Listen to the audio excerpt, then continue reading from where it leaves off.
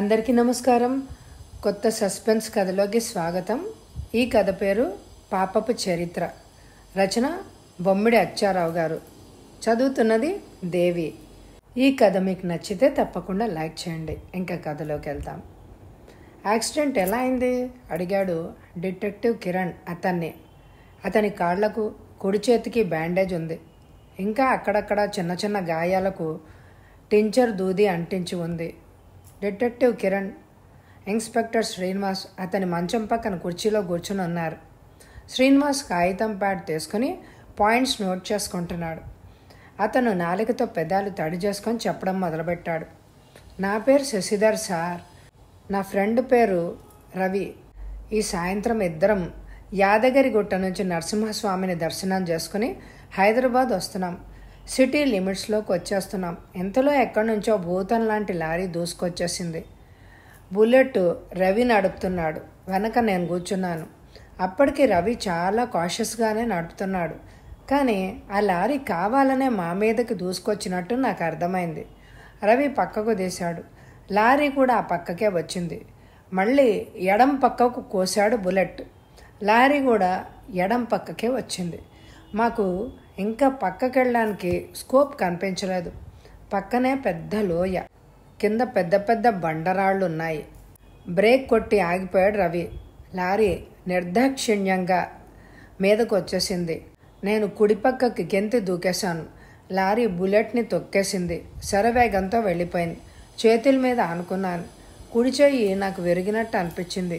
ఇంతలో మా వెనకాల ఒక మెటడోర్ వ్యాన్ వచ్చి ఆగింది. వాళ్ళు నా పరిస్థితి చూసి వెంటనే వాన్లో వేసుకొని వచ్చి ఉస్మానియా హాస్పిటల్లో చేర్పించారు. నాకు 2 కాళ్ళకి స్వల్ప గాయాలు తగిలాయి, కానీ కుడి చేయి ఫ్రాక్చర్ అయింది అని చెప్పారు అన్నాడు శశిధర్. లారీ నంబర్ చూసారా అడిగాడు శ్రీనివాస్. ఆ విపత్కర పరిస్థితిలో ఆలోచన రాలేదండి. రవి అక్కడికక్కడే మరణించిన విషయం నాకు దిగ్భ్రాంతిని కలిగించింది. వాడికి భార్య, 2 ఏళ్ల బాబు ఉన్నాడు. వాళ్ళ పరిస్థితి తలుచుకుంటే నాకు కడుపు తరుక్కుపోతోంది. శశిధర్ గొంతు బొంగురుపోయింది. అయితే ఇది యాక్సిడెంట్ కాదు, హత్య అంటారా అడిగాడు శ్రీనివాస్. నాకు అలాగే అనిపిస్తోంది సార్. నిజంగా యాక్సిడెంటల్గా జరిగితే లారీ బ్రేక్ వేసి ఉండేవాడు. అలా చేయలేదు. కుడిపక్కకి లారీ తుపుక్కున పోవడానికి కావాల్సినంత దారి కన్నా ఎక్కువే జాగా ఉంది. అయినా వాడు మేము ఎడం పక్కకి తిప్పితే వాడు కూడా ఎడం పక్కకే లారీని తిప్పాడు. మాకు కుడివైపు తిరగడానికి అట్టే టైం లేదు. వాడికి తిరగడానికి చోటు కూడా ఉంది, టైం కూడా ఉంది.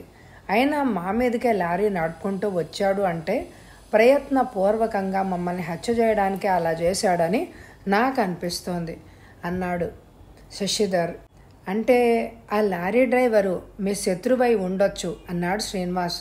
అవును సార్, నాకు కూడా అదే అనిపిస్తోంది. అయితే ఆ లారీ డ్రైవరు ఎవరో కూడా మీకేసరికి గ్రహింపుకు వచ్చే ఉంటుంది కదా అన్నాడు కిరణ్.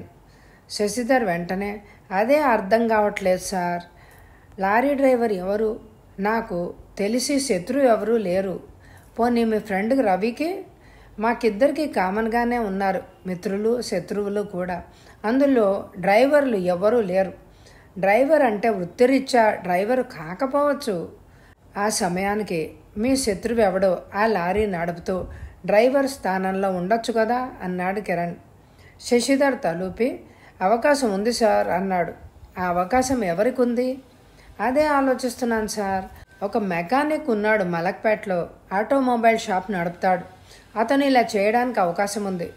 మోటార్ ఫీల్డ్లోనే ఉన్నాడు కాబట్టి లారీ ఏదో ఒకటి అందుబాటులో ఉంటుంది కూడా అన్నాడు శశిధర్.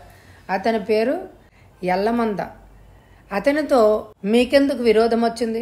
ఒకసారి రవి మోటార్ బైక్ అతడికి సర్వీసింగ్ ఇచ్చాడు సార్. అతను పార్ట్స్ తీసేసి అవన్నీ రిపేర్కి వచ్చాయని చెప్పి రవి దగ్గర పెద్ద మొత్తంలో ఛార్జెట్ చేసేసాడు. ఆ విషయంలో వాళ్ళిద్దరూ ఘర్షణ పడ్డారు. బుల్లెట్ అతని దగ్గరే వదిలేసి నాకు ఫోన్ చేశాడు ఆఫీస్కి. ఇద్దరం వెళ్ళి అలా ఎందుకు చేశావు అని అడిగాం. తక్కిన మెకానిక్స్ కూడా ఎల్లమందకే ఒత్తాసు పలికారు. పెద్ద గొడవైంది. ఎల్లమంద ఇష్టం వచ్చినట్టు మాట్లాడాడు. చివరికి నేనే అడిగినంత ఇచ్చిపడేసి బయటపడమని వాడికి చెప్పాను. ఇద్దరం బయటకు వస్తుంటే ఎల్లమంద ఏదో తిట్టడం మాకు వినిపించింది. రవి దూకుడుగా వెనక్కి వెళ్ళబోతే నేను వారించి బయటికి తీసుకొచ్చాను. రవి కూడా నోటికొచ్చినట్టే తిట్టాడు. ఆ కసితో వాడు పగబట్టి ఇలా చేసే ఉండొచ్చు అన్నాడు శశిధర్. శ్రీనివాస్ రికార్డ్ చేసుకుంటున్నాడు. డిటెక్టివ్ కిరణ్ శశిధర్ చెప్పింది శ్రద్ధగా విన్నాడు. ఇది జరిగి అన్నాళ్ళైంది? 1 నెల కావచ్చును. నెల తర్వాత చిన్న విషయానికి మీ మీద కక్ష కట్టి యాక్సిడెంట్ చేస్తాడంటారా అన్నాడు కిరణ్. వాడి తత్వం చూడబోతే బాగా గూండాలాగా ఉన్నాడు సార్. వాళ్ళంతా దొంగలు, మోసం చేసి సంపాదిస్తున్నారు. మేము సాధారణంగా అక్కడ రిపేర్కి ఇవ్వం. కానీ ఆ రోజు సడన్గా రవి బుల్లెట్ ఆ షాప్ దగ్గరలో ట్రబుల్ ఇవ్వడం వల్ల తప్పనిసరిగా వాడికి చూపించాడు. అంతకుముందు ఎలమందితో పరిచయం లేదా? లేదు సార్. రవి నేను కూడా ఉంటుంది శాలివాహన నగర్లో. మలక్పేటలో స్నేహితుల్ని చూడ్డానికి రవి ఆ రోజు ఒక్కడే వెళ్ళాడు. అతడికి ఆ రోజు వీక్లీ ఆఫ్. నాకు ఆఫీస్ ఉండడం వల్ల నేను వెళ్ళలేదు. సాధారణంగా మేమిద్దరం కలిసే వెళ్తూ ఉంటాం. చెప్పాను కదండి, మా ఇద్దరు స్నేహితులు కామన్గానే ఉంటారని. అయితే ఎల్లమంద 1 నెల రోజుల తర్వాత నిన్న మీ మీద కక్షతో చంపడానికి లారీ నడుపుకొని వచ్చి యాక్సిడెంట్ చేసి ఉంటాడు అని నీ అనుమానం అవునా అన్నాడు శ్రీనివాస్. అవును సార్, అవకాశం ఉంది అంటున్నాను. ఓకే, మేము దర్యాప్తు చేస్తున్నాం. ఇంకా మీ దృష్టిలో ఎవరి మీదనైనా అనుమానం ఉంటే చెప్పండి అన్నాడు కిరణ్. శశిధర్ ఏదో ఆలోచించి, నా పర్సనల్ శత్రువు ఒకడున్నాడు సార్. అతని పేరు చైతన్య. సంజీవ్ రెడ్డి నగర్లో ఉంటాడు అని అన్నాడు. అతను ఏ విధంగా శత్రువు? చైతన్య ఒక విధంగా మా దూర బంధువు. అతనికో చెల్లెలుంది. ఆమెను నేను చేసుకోవడానికి ప్రపోజల్ చేశాడు. నేను తిరస్కరించాను. అంత మాత్రాన? అంతేకాదు సార్, చైతన్య మేనమామ మా ఆఫీస్లో మేనేజర్గా ఉన్నాడు. నేను అతని చెల్లెల్ని చేసుకోలేదని కక్షబూని మేనేజర్ బంధువుని నియోగించి నన్ను ఉద్యోగ బాధ్యతల్లో టీస్ చేసి నా చేత కమిట్మెంట్స్ చేయించి నన్ను డిస్మిస్ చేయించాలి అని చాలా విధాలుగా ప్రయత్నించాడు. కానీ చాలా మెలకువగా ఆ గండాలన్నీ తప్పించుకున్నాను. ఒకసారి ముఖాముఖి కలిసి అతని దూరాలోచనల్ని బయటపెట్టి బాగా మందలించాను. బాగా ఘర్షణ పడ్డాం. నా అంతు చూస్తానని బెదిరించాడు. నేను ఊరుకోలేదు. బాగా తిట్టాను. బుసగొట్టి వెళ్ళిపోయాడు. సమయం చూసి ఇలా చేశాడేమో అని అనిపిస్తోంది. అలా అయితే మీ ఒక్కరినే చంపాలని ప్రయత్నిస్తాడు. రవిని కూడా ఎందుకు అంతమొందించాలనుకుంటాడు? పిడిగా అవకాశం దొరికుండదు. నిన్న అతను కూడా యాదగిరిగుట్టలో మాకు కనిపించాడు. మధ్యాహ్నం తిరిగి వచ్చేసరికి కనపడలేదు. ఈ లోపల లారీ ఏర్పాటు చేసుకుని ఉంటాడు. మా మీద దాడి చేయొచ్చు కదా? కిరణ్ తల పంకించాడు. శ్రీనివాస్ నోట్ చేసుకుంటున్నాడు. చైతన్య ఏం చేస్తూ ఉంటాడు? సనత్ నగర్లోని టైర్లు, మోటార్ విడిభాగాలు తయారు చేసే కంపెనీలో పర్సనల్ అసిస్టెంట్గా పనిచేస్తాడు. నివాసం కూడా అక్కడ దగ్గరలో ఉన్న స్వామి థియేటర్ వెనక సందులో ఉంటాడు. శ్రీనివాస్ రాసుకున్నాడు. ఇంకా ఎవరి మీదైనా అనుమానం ఉంటే చెప్పండి అన్నాడు. మా వీధిలో ఉంటున్న జేమ్స్ అనే అతనితో ఒకసారి నేను బాగా గొడవ పడ్డాను. అతడు చెల్లెలు లూసీ ఒకప్పుడు నా కోసం వల విసిరింది. నేను బ్రహ్మచారినని తెలిసి నన్ను వల్లో వేసుకోవడానికి ప్రయత్నించింది. ఆమె అంటేనే నాకు అసలు ఎలర్జీ. ఎన్నడూ ఆమె మొహం వంక దీక్షగా చూసే అరగను. ఒకరోజు వీధి చివరిలో ఉన్న కమ్యూనిటీ హాల్ దగ్గర రాత్రి 8 గంటల ప్రాంతంలో దారి కాచి నా మీద పడింది. నేనంటే తనకెంతో ఇష్టమని, నన్ను పెళ్లి చేసుకోమని, ఇంకా ఏవేవో ప్రేమ పురాణాలు విప్పింది. నేను చిరాకు పడ్డాను. చేయి పట్టుకుంది. పిడిపించుకోబోతే మీద పడింది. గట్టిగా కౌగిలించుకుంది. నేను అసహించుకుని వదిలించుకుని నా రూమ్కొచ్చి పడ్డాను. నా మీద పగబట్టింది ఆమె. ఆ మర్నాడు జేమ్స్ ఒక కత్తి పుచ్చుకొని నా గదికొచ్చి తలుపు తట్టాడు. నేను వాడి చెల్లెల్ని పాడు చేయడానికి ప్రయత్నించానని, నా అలాంటి వాడు ఆ వీధిలో ఉంటే ఎన్నో సంసారాలు నాశనమైపోతాయని, అందుకని నన్ను ఈ భూమి మీద ఉంచడం తనకిష్టం లేదని కత్తి పైకెత్తాడు. సమయానికి రవి చుట్టుపక్కల వాళ్ళు వచ్చి అతన్ని పట్టుకోకపోతే అతడు నన్ను చంపేసేవాడే అన్నాడు శశిధర్. అంటే లూసీ లేనిపోనివి చెప్పి అన్నం నీపై పురుగొల్పిందన్నమాట అన్నాడు శ్రీనివాస్. అవును సార్, ఆమె ఒట్టి తిరుగుబోతూ. మా వీధిలో అందరికీ తెలుసు ఆమె సంగతి. అందుకని తప్పు నాది కాదని అందరూ అభిప్రాయానికి వచ్చారు. జేమ్స్ని మందలించి పంపేశారు. ఆ సమయంలో జేమ్స్ బాగా తప్పతాగి ఉన్నాడు. తప్పంతా అతనిదేనని మందలించి పంపేశారు. మరొకసారి ఇలా కత్తులు కటార్లు తెచ్చి మనుషుల మీద పడితే ఊరుకునేది లేదు అని వార్నింగ్ ఇచ్చారు. జేమ్స్ వాళ్ళ ఇంట్లోకి పోతూ చూసిన విషపు చూపు ఎప్పటికీ మర్చిపోలేను అన్నాడు శశిధర్. జేమ్స్ ఏం చేస్తూ ఉంటాడు? అతన్ని తత్వానికి సరిపోయిందే. మౌలాలీలో ఒక లిక్కర్ కంపెనీలో పనిచేస్తాడు. ఎప్పుడూ లోడ్లో ఉంటాడు. మామూలుగా అతన్ని చూడమన్నాడు శశిధర్. మీ ఫ్రెండ్ రవి ఎక్కడ పనిచేసేవారు? అతను ఎలక్ట్రానిక్స్ కార్పొరేషన్లో టెక్నికల్ అసిస్టెంట్గా చేసేవాడు. BE mechanical. మంచి భవిష్యత్తు ఉన్నవాడు. ఈ లోపల విధి చిన్నచూపు చూసింది అన్నాడు శశిధర్. కిరణ్ శ్రీనివాస్ వంక చూసి యాక్సిడెంట్ స్పాట్ చూద్దామా అని అడిగాడు. అలాగే, నేను చూశాను.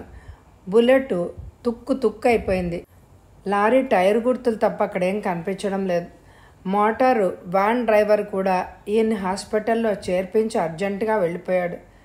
విట్నెస్గా ఉండాల్సి వస్తుందని అభిప్రాయపడి ఉంటాడు అన్నాడు శ్రీనివాస్. కిరణ్ శ్రీధర్ వంక చూసి, మీ బంధువులు ఎవరు లేరా ఇక్కడ? ఎవరు వచ్చిన జాడలేదు అన్నాడు. మా ఊరు కడప జిల్లా మోదుకూరు సార్. అక్కడ మా తల్లి తమ్ముడు ఉన్నారు. తమ్ముడికి చదువు అంటలేదు. అక్కడే ఒక ఫ్యాన్సీ షాప్ నడుపుతున్నారు. అక్కలు అన్నలు ఎవరూ లేరు అన్నాడు శశిధర్. మీరింకా పెళ్లి చేసుకోలేదా? ఈ సంవత్సరం ప్రపోజల్ ఉంది సార్. ఉద్యోగం ఇంకా పర్మనెంట్ కాలేదని ఎన్నాళ్ళు ఆగాను. గత జనవరిలో ప్రొవిషన్ డిక్లరేషన్ అయింది అన్నాడు శశిధర్. ఓకే, మంచి విషయాలు చెప్పారు. మీరింకా హాస్పిటల్లో ఎన్నాళ్ళు ఉండాలి అన్నారు? ఒక 10 రోజుల దాకా పేషెంట్ కదలడానికి వీల్లేదండి. చేయికి ఫ్రాక్చర్ అయింది. మరొక 15 రోజుల తర్వాత సిమెంట్ కట్లు విప్పి వేరే కట్టు వెయ్యాలి చెప్పాడు అక్కడికి వచ్చిన డాక్టర్. ఆల్ రైట్, అవసరమైతే మళ్ళీ కలుస్తాను అని లేచాడు డిటెక్టివ్ కిరణ్. శ్రీనివాసు అతన్ని అనుసరించాడు. రవి మిస్సెస్ని కలుసుకుంటే మనకు కొన్ని ముఖ్యమైన విషయాలు ఏమైనా తెలుస్తాయేమో అన్నాడు డిటెక్టివ్ కిరణ్.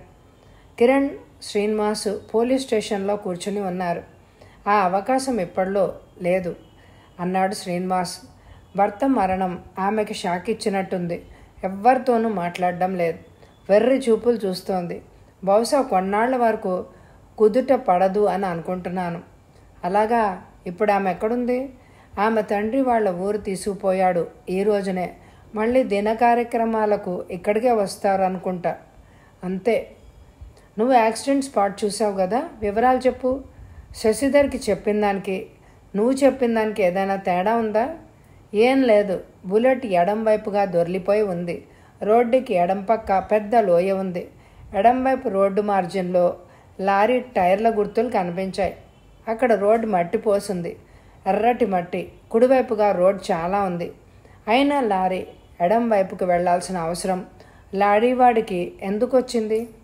దీన్ని బట్టి ఆ లారీ డ్రైవర్ కావాలనే వాళ్ళ మీదకు తోలి ఉంటాడు అని స్పష్టంగా తెలుస్తోంది. చైతన్య, ఎల్లమంద, జేమ్స్ల ఎలిబీల గురించి ఎంక్వైరీ చేయించు. వాళ్ళ ముగ్గురు యాక్సిడెంట్ జరిగిన సమయంలో ఎక్కడెక్కడున్నారో కనుక్కో అన్నాడు డిటెక్టివ్ కిరణ్. ఫోన్ గణగణా మోగింది. Hello, detective Kiran here. వెంటనే స్టేషన్కి రా బ్రదర్. చైతన్య యాక్సిడెంట్లో చనిపోయాడు. చైతన్య యాక్సిడెంట్లోనా? అవును, lorry accident. Sanath Nagar main రోడ్డున లారీ అతని స్కూటర్ని డాష్ ఇచ్చిందట. Spot death. What a tragedy. Lorry వాడు పారిపోయాడా? ట్రాఫిక్ కానిస్టేబుల్ నంబర్ నోట్ చేశాడు. నువ్వు వెంటనే రావాలి. ఇప్పుడే వచ్చేస్తున్నా. కిరణ్ డ్రెస్ చేసుకుని చకచకా బయటికి వచ్చి పోర్టిగోలో ఉన్న కారులో బయలుదేరాడు. నీ కారు ఇక్కడ వదిలే, ఇద్దరం మా బలగంతో జీప్లో పోదాం అన్నాడు శ్రీనివాస్. మరొక 20 నిమిషాల్లో పోలీస్ జీపు సనత్ నగర్లో యాక్సిడెంట్ స్పాట్లో ఉంది. స్కూటర్ ముందు చక్రం వంపు తిరిగిపోయింది. వెనక చక్రం అణిగిపోయింది. స్కూటర్కి 2 గజాల అవతల తలభాగం నుజ్జు అయి శవం ఉంది. చూసేవాళ్ళకి బొత్తిగా భీతి గొలిపేలాగా ఉంది. సర్జెంట్ శివం ఇన్స్పెక్టర్కి సాల్యూట్ చేసి, రెప్పపాటులో లారీ మాయమైపోయింది సార్. ఎర్ర రంగు మెర్సిడీస్ బండి నంబరు ట్రాఫిక్ కానిస్టేబుల్ నోట్ చేశాడు. ADY 3631 అన్నాడు. అప్పటికే బాగా గుంపులు చేరిపోయారు. పోలీసులు కంట్రోల్ చేయలేక సతమతం అయిపోతున్నారు. ఆ ప్రదేశాన్నంతా పరీక్షగా చూస్తున్నాడు. సాయంత్రం 5:30 కావస్తోంది. ఆ సమయంలో పబ్లిక్గా యాక్సిడెంట్ చేసి అందరి కళ్ళు కప్పిపోయిన లారీ డ్రైవర్ చాకచక్యానికి, గుండె నిబ్బరానికి ఆశ్చర్యపోతున్నాడు అతను. కావాలని చేసిన యాక్సిడెంట్. రవి విషయంలోనూ ఇలాగే జరిగింది కదా, బహుశా హంతకుడు కూడా ఒక్కడే అయి ఉండాలి అన్నాడు శ్రీనివాస్. కిరణ్ తల పంకించాడు. ఇతను చైతన్యాన్ని అసలు ఎవరు గుర్తుపట్టారు అని అడిగాడు కిరణ్. ఇదిగో సార్, ఈయన డైరీ. స్కూటర్ అటాచ్లోంచి ఎగిరి పడింది. ఈయన పనిచేస్తున్న ఫ్యాక్టరీ ఇక్కడే కదా. అతని కొలీగ్స్, వర్కర్స్ గుర్తుపట్టి చెప్పారు. అంత క్రితమే ఇతని వివరాలు డైరీ వల్ల తెలిసాయి. అందుకే సార్ ఫోన్ చేసి పేరుతో సహా వివరాలు చెప్పాను అన్నాడు సార్జెంట్ శివం. యాక్సిడెంట్ చూసిన ప్రత్యక్ష సాక్షులు ఎవరైనా ఉన్నారా అని అడిగాడు కిరణ్. ఇదిగో ఏం చూశారు సార్ అన్నాడు శివం ఒక నడి వయసు మనిషిని చూపించి. అతను ముందుకొచ్చి, నా పేరు నరసింహన్ సార్, ఈ పాన్ షాప్ నాదే. సాయంత్రం 4 గంటల ప్రాంతాన ఈయన ఇటునుంచి స్కూటర్ మీద వస్తున్నాడు. అటునుంచి లారీ వస్తోంది. సడన్గా పెద్ద శబ్దమైంది. అటు చూసేసరికి లారీ స్కూటర్ని కొట్టేసి స్కూటర్ మీదుగా మనిషిని తొక్కేసి యమ స్పీడ్గా వెళ్ళిపోయింది అని అన్నాడు. లారీ నా ముందు నుంచే పరిగెత్తింది. నేను విజిల్ వేసి ఆపడానికి ప్రయత్నించాను, కానీ ఆగలేదు. వెంటనే నంబర్ నోట్ చేసి సార్జెంట్కి తెలియజేశాను అన్నాడు ట్రాఫిక్ కానిస్టేబుల్. చైతన్య బంధువులు శోకాలు పెడుతూ వచ్చి చేరారు అక్కడికి. ఒక ముసలామె, 20 ఏళ్ల యువతి, ఒక 16 ఏళ్ల కుర్రవాడు వచ్చారు. ముసలామె చైతన్య తల్లిగాను, ఆ యువతి చెల్లెలుగాను, కుర్రాడు తమ్ముడుగాను ఊహించాడు కిరణ్. శశిధర్ చెప్పిన అమ్మాయి ఆమె అయి ఉండాలి. ఆమె వంకే పరిశీలనగా చూశాడు కిరణ్.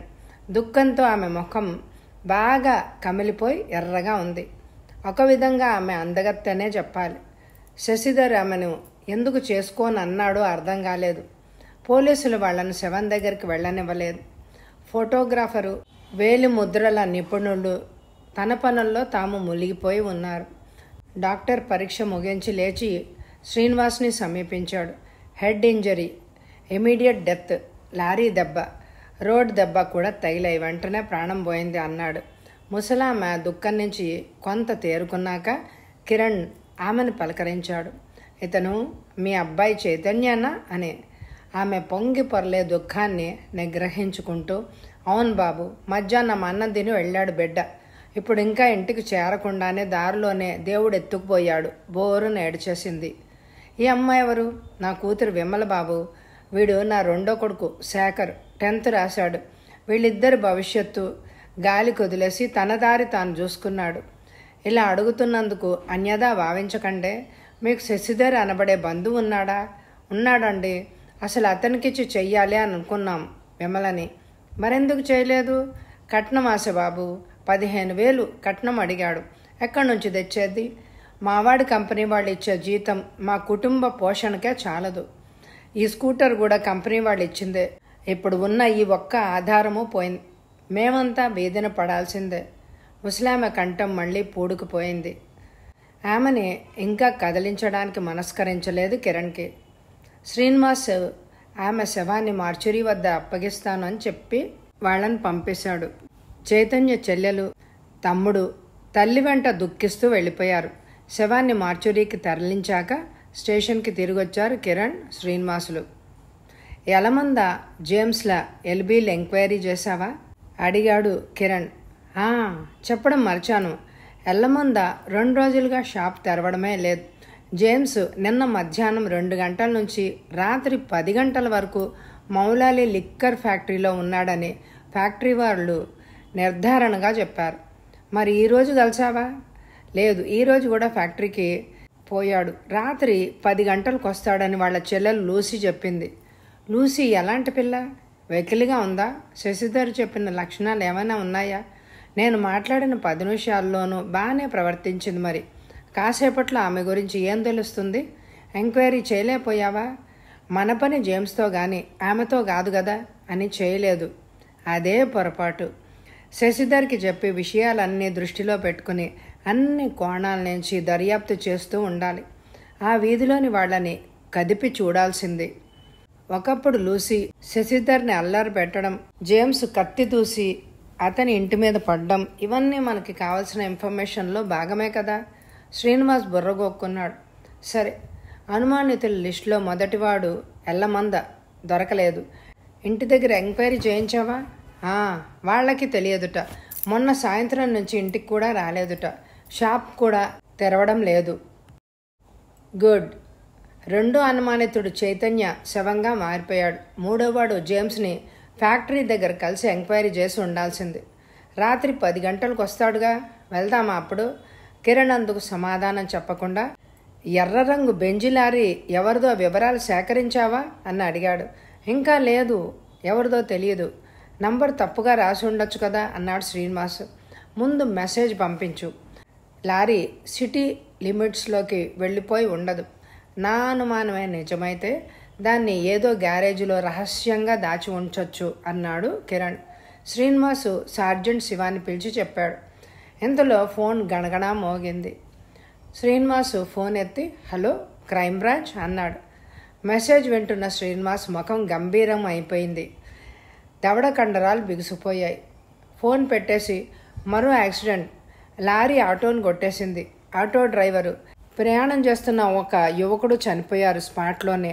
లారీ దొరకకుండా తప్పించుకుపోయిందట. ఎర్ర రంగు బెంజి లారీ, కానీ నంబర్ మారిపోయింది. ASY 4226. సార్జెంట్ రాజు ఫోన్ చేశాడు అన్నాడు శ్రీనివాస్.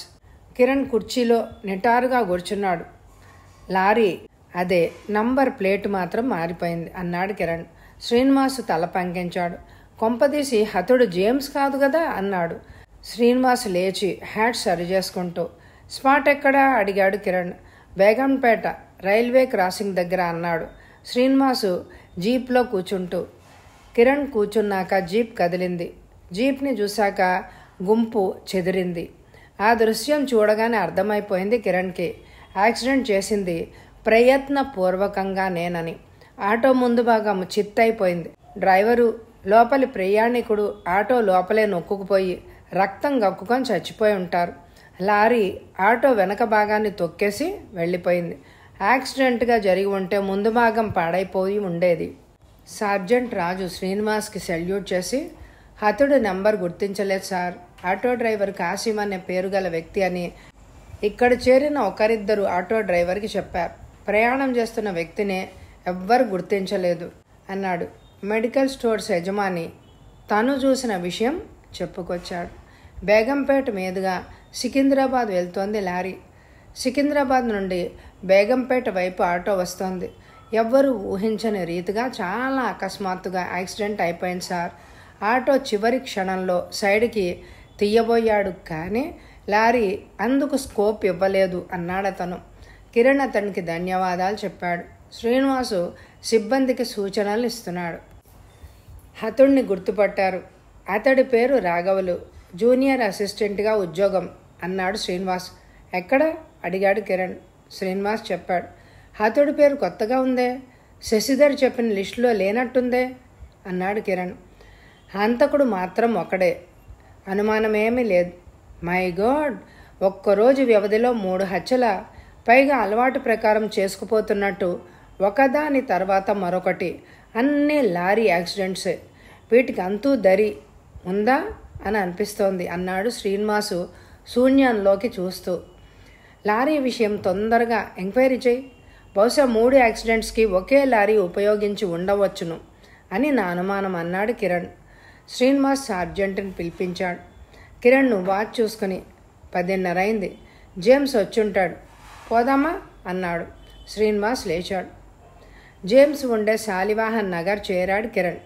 శ్రీనివాసులు. జేమ్స్ అప్పుడే ఫ్యాక్టరీ నుంచి వచ్చాడు. పోలీసుల్ని చూసి వినయంగా ఆహ్వానించాడు. కిరణ్ను అతడు తాగి ఉన్నట్టు గ్రహించాడు. రవి చనిపోయాడు. ఆ విషయంలో మీతో కొన్ని విషయాలు మాట్లాడాలని వచ్చామన్నాడు కిరణ్. అవును సార్ అన్నాడు జేమ్స్. రవి ఎలాంటివాడు? వ్యక్తిగతంగా అతనికి గిట్టని వాళ్ళు ఎవరైనా ఉన్నారా? జేమ్స్ వెంటనే, రవి చాలా మంచి మనిషి సార్. అతని గురించి ఈ వీధిలో ఎవరిని అడిగినా చెప్తారు. తన పనేదో తనేదో అన్నట్టే ఉంటాడు. నాకు తెలిసి అతనంటే గిట్టని వాళ్ళెవ్వరూ లేరు అన్నాడు. అతన్ని ఎవరు యాక్సిడెంట్ చేశారని నిర్ధారణగా తెలిసింది. అతనితో పాటు శశిధర్ అనే అతడు స్నేహితుడు కూడా బుల్లెట్ వెనక కూర్చుని ఉన్నాడు అన్నాడు శ్రీనివాస్. శశిధర్ పేరు వినగానే జేమ్స్లో వచ్చిన మార్పు గమనించాడు కిరణ్. అసలు ఆ శశిధర్నే చంపడానికి చేసుంటాడు సార్. ఎవడో యాక్సిడెంటు. దురదృష్టవశాత్తు ఆ దెబ్బ మంచివాడైన రవిని కొట్టేసింది. శశిధర్నే చంపడానికి చేశాడని ఎలా చెప్పగలరు? శశిధర్ వ్యక్తిగతంగా మంచివాడు కాదు సార్. రవికి స్నేహితుడిగా తగినవాడు కాదు. మంచివాడు కాదు అంటే చెప్పకూడదు, కానీ ఒకసారి నా చెల్లెల మీద చేయి వేశాడు సార్. చాలా దుర్మార్గుడు. అప్పట్లో మీరు అతన్ని చంపబోయారని.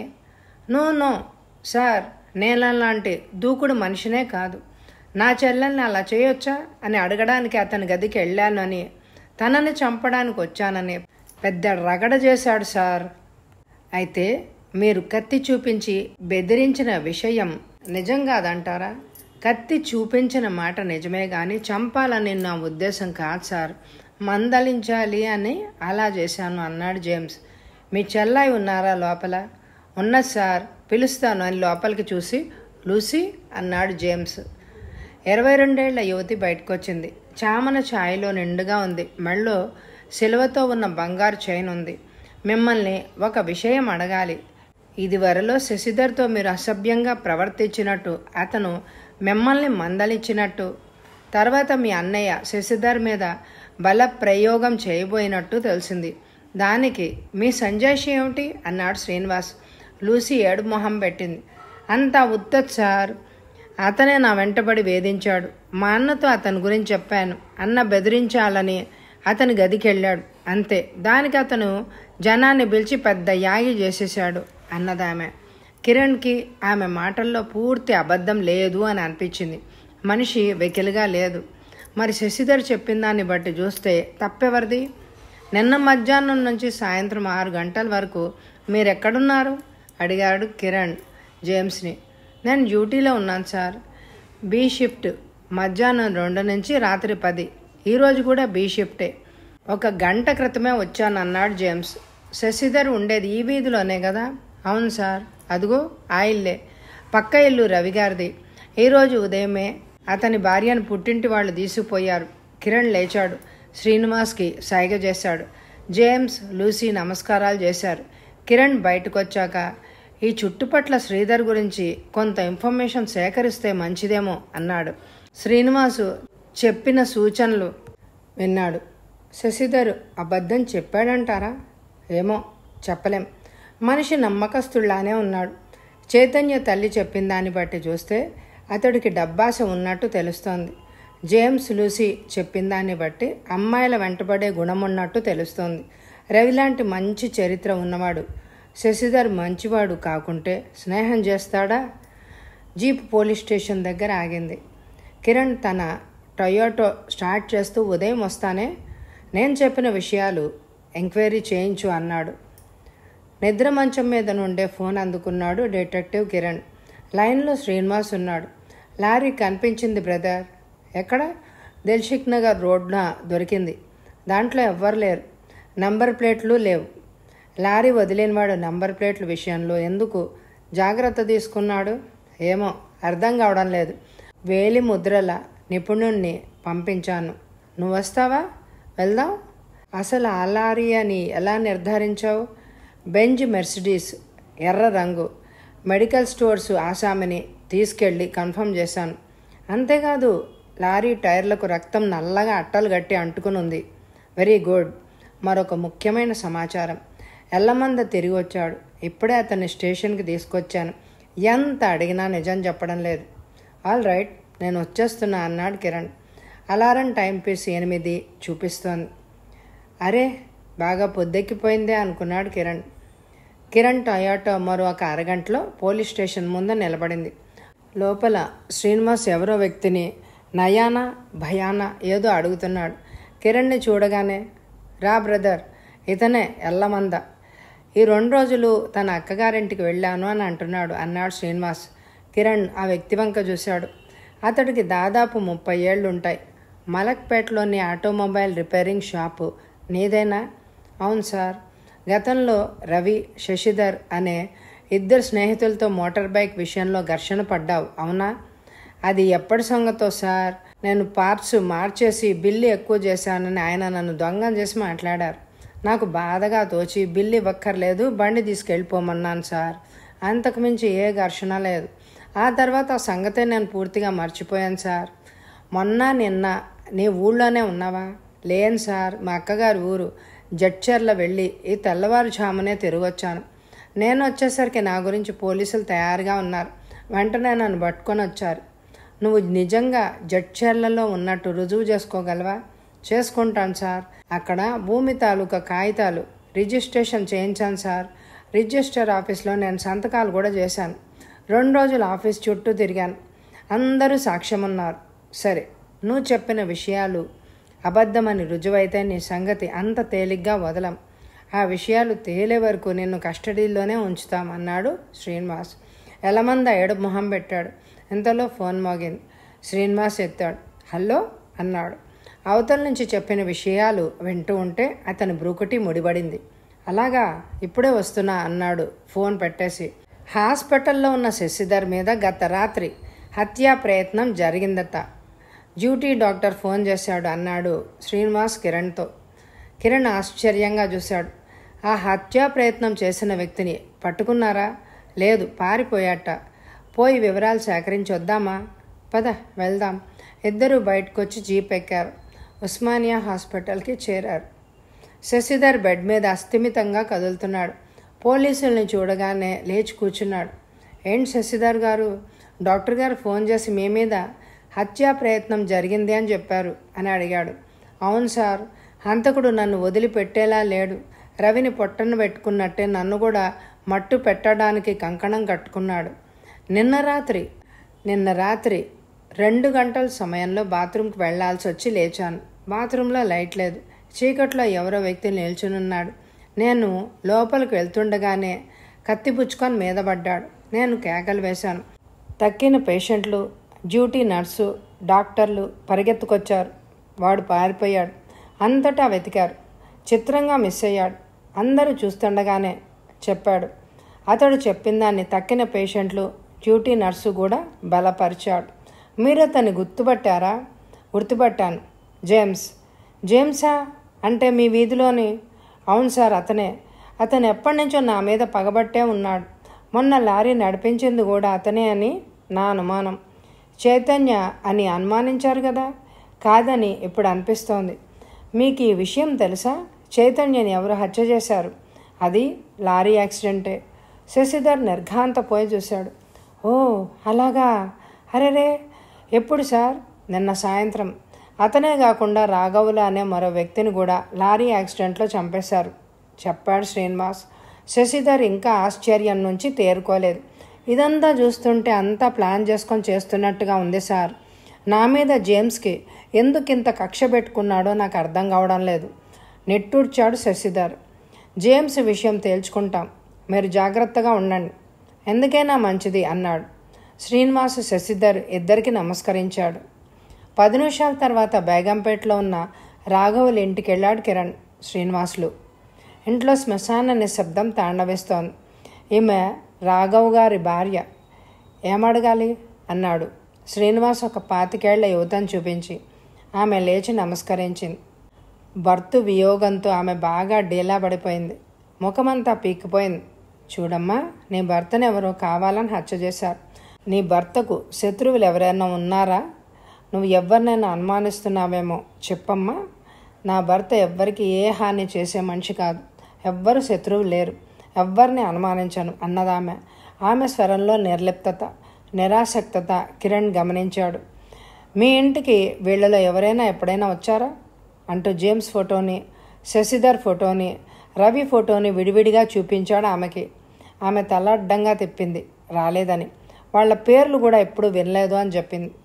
ఓకే, మీ భర్తగారి చావుకి కారకులు ఎవరో మీకు అనుమానం లేదన్నమాట. మేము తెలుసుకుంటాంలేండి అన్నాడు శ్రీనివాస్. ఇద్దరు పోలీస్ స్టేషన్కి వచ్చేసరికి సార్జెంట్ శివం ఒక కొత్త విషయం చెప్పాడు. లారీ ట్రేస్ అయింది సార్. దాని ఓనర్ కడియాల అప్పలకొండ అని పెద్ద బిజినెస్ మ్యాన్. మొన్న సాయంత్రం 4 గంటల సమయంలో లారీని ఎవరో దొంగిలించారట. దాని విషయం రిపోర్ట్ కూడా చేశాడట అన్నాడు శివం. నాకేమీ తల తోక అందడం లేదు. ఇప్పటి వరకు ఈ జరిగిన యాక్సిడెంట్ల గురించి ఆలోచిస్తూ ఉంటే ప్రమాదవశాత్తు జరిగాయేమో అని అనిపిస్తోంది. మనమే కావాలని వాటిని గురించి డీప్గా పోయి తలనొప్పి తెచ్చుకుంటున్నామేమో అన్నాడు శ్రీనివాస్. కిరణ్ మందహాసం చేశాడు. అంతలోనే నిరాశపడిపోకు మై డియర్ ఇన్స్పెక్టర్. ఇవి క్లియర్ మర్డర్స్. ఒకసారి సింహావలోకనం చేద్దాం.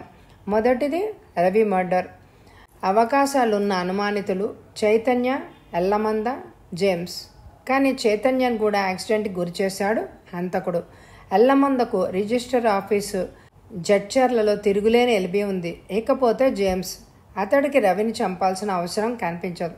పోనీ శశిధర్ గురించి యాక్సిడెంట్ సృష్టించాడా అని అనుకుంటే అసలు శశిధర్కి హాని కలగలేదు. అయితే చైతన్యని ఎవరు చంపినట్టు? జేమ్స్కి చైతన్యకు ఏమిటి కక్షలు? జేమ్స్కి రాఘవులకి ఏమిటి కక్ష? రాఘవులి భార్య జేమ్స్ని గుర్తుపట్టలేదు అంటే రాఘవులు ఎవరో జేమ్స్కి తెలియదు. అంటే ఈ 3 హత్యలు 4వ హత్య ప్రయత్నం ఒకే వ్యక్తి చేసినవి కాదని నిర్ధారించుకోవాల్సి వస్తుంది. కానీ హత్యలకు ఉపయోగించిన లారీ ఒకటే కాబట్టి హంతకుడు ఒకటేనని అనుకోవాల్సి వస్తోంది. ఏమంటావు అన్నాడు. శ్రీనివాస్ 2 అరచేతుల మధ్య తల ఎరికించుకొని, నాకేం పాలుపోవడం లేదు. ఇప్పటిదాకా జరిగిన ఈ యాక్సిడెంట్లు ఏమిటో, వీటికి మోటివ్ ఏమిటో అర్థం కాకుండా ఉంది అన్నాడు. ఒకసారి రవి భార్యను కలిసి కొన్ని విషయాలు సేకరించాలి. అడ్రస్ ఉందా? ఆమె పుట్టింటి వాళ్ళదేనా? రాసుకో. నేను రానా? లేకుంటే అక్కర్లేదు, దగ్గరేగా, నేను పోయి వచ్చేస్తాను అన్నాడు కిరణ్. రండి సార్, ఏమైనా ఆచూకీ తెలిసిందా? జేమ్స్ మీద మాకు అనుమానం వచ్చింది. తర్వాత మీ మీద హాస్పిటల్లో హత్యా ప్రయత్నం చేశాడు అనగానే అనుమానం బలపడింది. అతనికి చైతన్యకు ఏమైనా మనస్పర్ధలున్నాయా అడిగాడు కిరణ్. శశిధర్ ఒక్క క్షణం ఆలోచించి, గతంలో చైతన్యను కూడా ఒకసారి నాలాగే ట్రాప్ చేయబోయింది లూసీ. అతను కూడా ఆమెకు వార్నింగ్ ఇచ్చాడు. జేమ్స్తో చెప్పి అతన్ని కూడా కొట్టించబోయింది. ఆమెది చాలా చంచల స్వభావం సార్ అన్నాడు. కిరణ్ ఆలోచనగా తలోపి, అలాగా, అయితే ఆ రాఘవుల్ని ఎందుకు చంపాడో అర్థం కాకుండా ఉంది అన్నాడు. రాఘవులు అంటే గుర్తొస్తోంది, తాలూకా ఆఫీస్లో జూనియర్ అసిస్టెంట్గా చేస్తాడు, ఆయనేనా అండి అన్నాడు శశిధర్ ఏదో గుర్తు తెచ్చుకుంటూ. అవునండి, మీకు తెలుసా అన్నాడు శ్రీనివాస్. ముఖపరిచయమైంది. ఆయనకు జేమ్స్కి ఏమైనా వ్యక్తిగత స్పర్ధలున్నాయా? ఉండి ఉండొచ్చండి. అసలే జేమ్స్ తాగుబోతూ, ఎప్పుడు ఎలా ప్రవర్తిస్తారో, ఎవరికి విరోధి అవుతాడో అతనికే తెలియదు. కిరణ్ శ్రీనివాస్ వంక తిరిగి, ముందు వెంటనే జేమ్స్ని రిమాండ్లోకి తీసుకో. జరిగిన హత్యలన్నిటికీ అతడే కారకుడు అని నిరూపించగల ఆధారాలు మన దగ్గర ఉన్నాయి అన్నాడు. శ్రీనివాస్ వెంటనే, ఎస్, ఇప్పుడే అరెస్ట్ చేయిస్తాను అన్నాడు బయటకు వస్తూ. రాత్రి 10 గంటలైంది. శశిధర్ హాస్పిటల్ బెడ్ మీద లేచి కూర్చున్నాడు. నెమ్మదిగా బయటకు వచ్చాడు. 5 నిమిషాల తర్వాత మెటడోర్ వ్యాన్ వచ్చి ఆగింది. ఎక్కి కూర్చున్నాడు. శరవేగంతో శాలివాహన్ నగర్కి చేరింది వ్యాన్. జేమ్స్ ఇంటి ముందు ఆగింది. శశిధర్ వ్యాన్ దిగాడు. వీధంతా నిర్మానుషంగా ఉంది. లోపలికి అడుగు వేశాడు. జేమ్స్ ఇంటి తలుపులు మూసున్నాయి. Calling bell నొక్కాడు. తలుపు తెరుచుకున్నాయి. లూసీ బయటికి తొంగి చూసింది. ఎవరు అన్నది.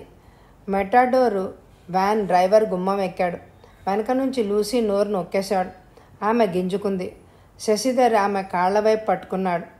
డ్రైవరు, శశిధరు లూసీని వ్యాన్ లోపల పడేశారు. నోట్లో గుడ్డలు కుక్కారు. చేతులు వెనక్కి విరిచి కట్టారు. వ్యాన్ కదిలింది. ముందు కురికింది. లూసీ గింజుకుంటోంది.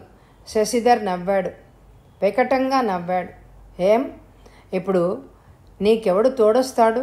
ఆ రోజు నిన్ను నేను కోరినందుకు నా మొహం మీద ఉమ్మేశావు. పెద్ద పతివ్రతలాగా కబుర్లు చెప్తావా? మీ అన్నను నా మీదకు కత్తిచ్చి పంపుతావా? నేనేనా అంత చావజచ్చిన వాణ్ణి? సమయం కోసం కాచుకున్నాను. అవకాశం దొరికింది. మీ అన్నని హత్య కేసుల్లో ఇరికించాను. నీకు ఈరోజు మానభంగం తప్పదు. నేనొక్కడే కాదు, పక్కన నా ఫ్రెండ్ వాసు కూడా ఉన్నాడు. వాసు ఎవరో నీకు చెప్పలేదు కదూ? ఎలాగూ కొద్ది నిమిషాల తర్వాత చస్తావు కదా. నీకు చెప్పడం వల్ల ప్రమాదం ఏమీ లేదు. వాసు నా ప్లాన్ విజయవంతంగా చేయడానికి ఉపయోగపడిన బెస్ట్ ఫ్రెండ్. రవిని పైలోకానికి పంపించడానికి నా పథకాన్ని అమలుపరిచిన మంచి మిత్రుడు.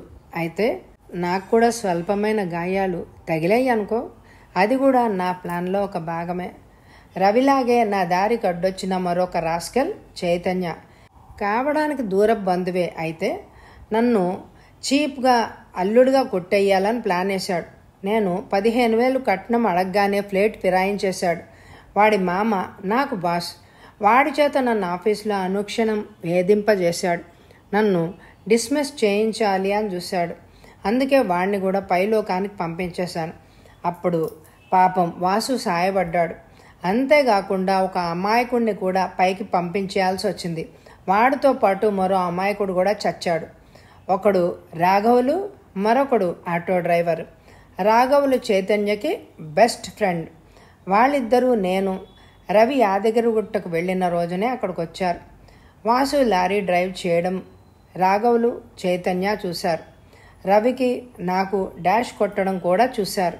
అందుకే ఆ విషయాన్ని పోలీసులకు ఎక్కడ చెప్తారోనని అర్జెంటుగా చైతన్యని రాఘవుల్ని కూడా వాసు అడ్డు తొలగించాడు. నేను హాస్పిటల్లో ఉన్నాను కాబట్టి నన్నెవ్వరూ అనుమానించే అవకాశమే లేదు. ఇక మీ అన్న మిగిలాడు. వాడంటే నాకు అసహ్యం, ఎలర్జీ కూడా. అందుకే ఈ హత్యలన్నిటికీ మీ అన్నే మూల కారకుడని పోలీసుల్ని, డిటెక్టివ్ కిరణ్ని నమ్మించాను. ఈ హాస్పిటల్లో నా మీద హత్యా ప్రయత్నం చేసింది జేమ్స్ అని చెప్పాను. కానీ ఆ అవతారం ఎత్తింది కూడా వాసే, మీ అన్నను. పాపం పోలీసులు అరెస్ట్ చేశారు. నువ్వు ఒక్కదానివి ఇంట్లో మిగిలిపోయావు. అవకాశం దొరికింది. ఇద్దరం నిన్ను అనుభవించి ఆనకని శవాన్ని హుస్సేన్ సాగర్లో పారేస్తాం. వికటంగా నవ్వాడు శశిధర్. వ్యాన్ నిర్మానుష్యంగా ఉన్న ప్రదేశంలో ఆగింది. క్యారియాన్ వాసు, వ్యాన్లోనే మన పని కానియాలి. ఎంతో కష్టపడిన వాడివి నువ్వు. ఫస్ట్ ఛాన్స్ నీదే. లూసీ నిజంగా చిలక కొరకని బంగెనపల్లి మామిడి పండు. రుచి చూడు అన్నాడు శశిధర్. వాసు డ్రైవింగ్ సీట్లోంచి లేచాడు. లూసీ మీద పడ్డాడు. లూసీ గింజుకుంటోంది. అరవబోయింది. నోట్లో గుడ్డలున్నాయి. వాసు ఆమె చీర కుచ్చిళ్ల మీద చేయి వేశాడు. హ్యాండ్సప్ అని వినిపించిందొక గంభీరమైన స్వరం. ఇద్దరు తుళ్ళిపడి చూశారు. వ్యాన్ సీటు అడుగు నుంచి బయటకొచ్చాడు డిటెక్టివ్ కిరణ్. నీ పాపపు చరిత్ర నీ నోటితోనే చెప్పుకున్నావు మిస్టర్ శశిధర్. స్నేహం అనే పవిత్ర పదానికి కళంకం తెచ్చే నిన్ను ఉప్పు పాతరేసినా పాపం లేదు. కదలకు, కాల్ చేస్తాను అన్నాడు కిరణ్ రివాల్వర్ సూటిగా వాసు గుండెలకు గురిచేసి, శశిధర్ని కూడా కవర్ చేస్తూ. కానీ ఊహించని రీతిగా వాసు ఒక్కసారిగా కాలితో కిరణ్ చేతి మీద తన్నాడు. రివాల్వర్ ఎగిరి వ్యాన్ కిటికీలోంచి రోడ్డు మీద పడింది. శశిధర్, వాసు ఇద్దరు కిరణ్ మీద పడ్డారు. వాసు కిరణ్ చేతిని మెలితిప్పాడు. నరాలు కరకరామన్నాయి. శశిధర్ కిరణ్ నెత్తి మీద ఇనపరాడుతో కొట్టబోయాడు. ఎడమ చేతితో కిరణ్ కాసుకున్నాడు. మరుక్షణం మెరుపులాగా శశిధర్ మీద లంఘించి అతని కుడి చేతిని మెలితిప్పాడు. చెయ్యి పూర్తిగా విరిగిపోయింది. శశిధర్కు కొయ్యోమని చావుకేక వేసి మొదలు నరికిన చెట్టులాగా కూలిపోయాడు. వెనుతిరిగి వాసు పొత్తి కడుపులో గుద్దాడు కిరణ్. వాసు లుంగ జుట్టుకుపోయి పడిపోయాడు. అంతలోనే స్ప్రింగ్లా లేచి పొడవాటి కత్తిని తీసి కిరణ్ పొట్టలో గుచ్చబోయాడు. కిరణ్ వెంట్రుక వాసులో పోటు తప్పించుకొని వాసు ముఖం మీద 2 చేతులు బిగించి కొట్టాడు. 100 టన్నుల బరువు తగిలినట్టయి బాధతో మూలిగాడు వాసు. ముక్కు నుంచి రక్తం వరదలా కారింది. అదే అదనుగా మరొక 2 పిడిగుద్దులు ఛాతీ మీద గుద్దాడు. వాసు నేల కూలిపోయాడు. సరిగ్గా అదే సమయంలో ఇన్స్పెక్టర్ శ్రీనివాస్ తన బలగంతో వచ్చి చేరాడు అక్కడికి. కమాన్ ఇన్స్పెక్టర్, ఇదిగో క్యాసెట్లో తనంతట తాను సాహస కృత్యాలన్నీ రికార్డ్ చేసుకున్నాడు శశిధర్.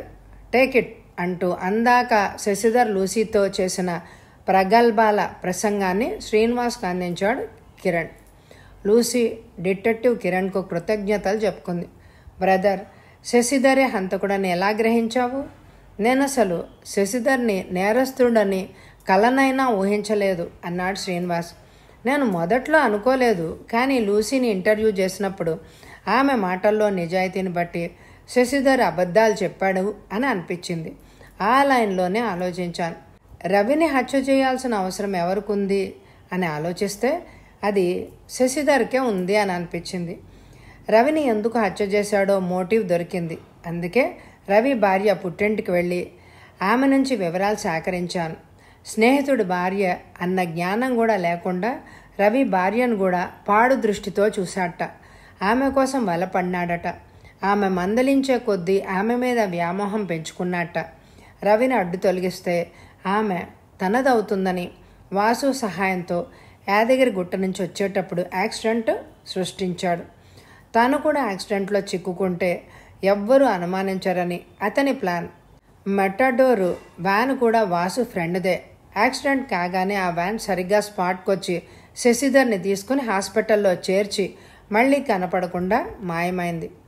అయితే ఆ రోజు వాసు లారీ డ్రైవ్ చేస్తుండగా యాదగిరిగుట్టకు కాకతాళీయంగా అదే సమయానికి వచ్చిన చైతన్య, రాఘవులు చూశారు.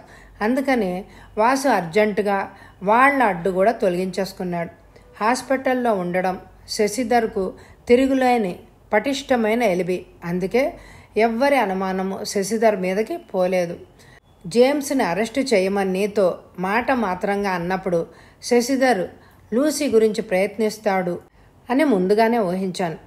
నిన్ను కొంత దూరంలో వ్యాన్ని వెంబడించమని నేను వాసు, శశిధర్ లూసీని తీసుకొచ్చే సమయానికి వ్యాన్ కింద దూరి వాళ్లతో పాటు ప్రయాణం చేశాను. అతడు రెడ్ హ్యాండెడ్గా పట్టుబడిపోయాడు అన్నాడు కిరణ్. హత్య చేసిన వాళ్ళిద్దరినీ ఇన్స్పెక్టర్ తీసుకెళ్ళి ఉరిశిక్ష పడేటట్టు చేశారు. ఈ కథకి లైక్ ఇవ్వండి. అలాగే ఈరోజు నుంచి రాత్రి 8:30కి కేవలం 10 నిమిషాలు మాత్రమే ఉండే క్రైమ్ స్టోరీస్ సురేఖ అని నా ఫ్రెండ్ తన గళంలో వినండి. అందరూ ఆ క్రైమ్ స్టోరీస్ని కూడా ఆదరించాలని కోరుకుంటూ Devi. Thank you very much my dear friends.